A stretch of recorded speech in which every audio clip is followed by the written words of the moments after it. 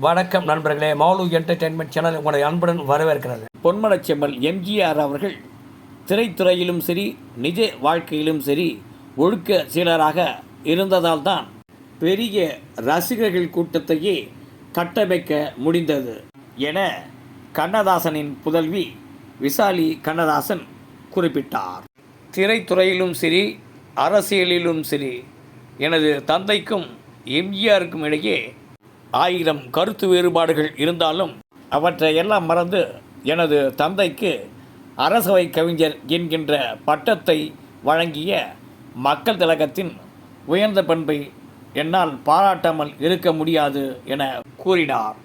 மேலும் எம்ஜிஆருக்கு திரைப்படங்களில் எழுதிய பாடல் வரிகள் அவர் நிஜ வாழ்க்கைக்கும் மிகவும் பொருத்தமாக அமைந்தது என கூறினார் விசாலி கண்ணதாசன். நன்றி, வணக்கம்.